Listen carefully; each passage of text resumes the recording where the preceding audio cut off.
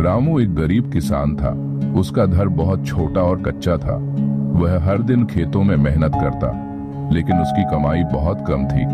परिवार का गुजारा मुश्किल से चलता था और बच्चों के लिए रोज खाना जुटाना एक बड़ी चुनौती थी। बरसात के दिनों में उसका घर टपकने लगता और सर्दियों में उनके पास गर्म कपड़ों की कमी होती। रामू के पास एक पुरानी गाय थी, जिससे वह दूध बेचकर कुछ पैसे कमाता था। गांव के लोग उसे ईमानदार और मेहनती मानते थे। एक दिन उसकी गाय बीमार हो गई।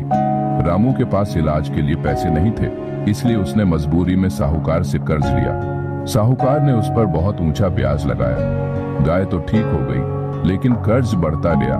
हर महीने उसे ब्याज चुकाना पड़ता था और उसकी परेशानी बढ़ती जा रही थी। रामू ने दिन रात मेहनत की, लेकिन फिर भी कर्ज खत्म नहीं हुआ। इसी दौरान एक व्यापारी गांव में आया। उसने रामू की ईमानदारी और मेहनत देखी और उसे अपने पास नौकरी दे दी। नौकरी मिलने से रामू की आमदनी बढ़ गई। धीरे धीरे उसने अपना पूरा कर्ज चुका दिया।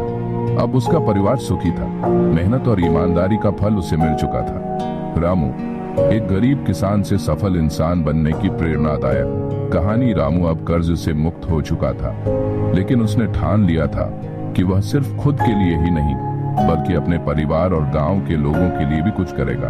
अब उसके पास एक स्थिर आमदनी थी, लेकिन वह चाहता था कि उसकी मेहनत का असली फल उसे और उसके बच्चों को मिले।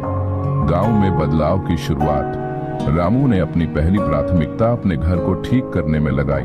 उसने अपनी झोपड़ी की मरम्मत करवाई, छत को मजबूत बनाया और धीरे धीरे घर को थोड़ा बड़ा भी किया। अब बारिश में घर टपकता नहीं था और सर्दियों में ठंड से बचने के लिए उसके परिवार के पास पर्याप्त गर्म कपड़े भी थे। इसके बाद उसने खेती को बेहतर बनाने के लिए सोचना शुरू किया। उसने देखा कि कुछ बड़े किसान आधुनिक तरीकों का इस्तेमाल कर रहे थे, जिससे उनकी पैदावार ज्यादा होती थी। रामू ने यह सीखने की ठानी और गांव के एक अनुभवी किसान से मदद मांगी। उसने धीरे धीरे उन्नत बीजों और खाद का उपयोग करना शुरू किया।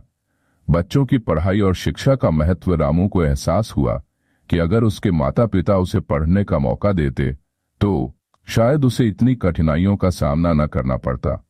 उसने अपने दोनों बच्चों का दाखिला गांव के स्कूल में करवाया और उन्हें पढ़ाई में अच्छा करने के लिए प्रेरित करने लगा।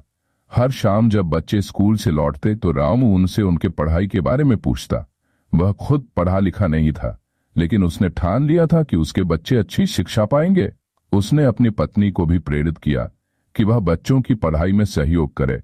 धीरे धीरे उसके बच्चे पढ़ाई में अच्छे होने लगे और शिक्षक भी उनकी तारीफ करने लगे।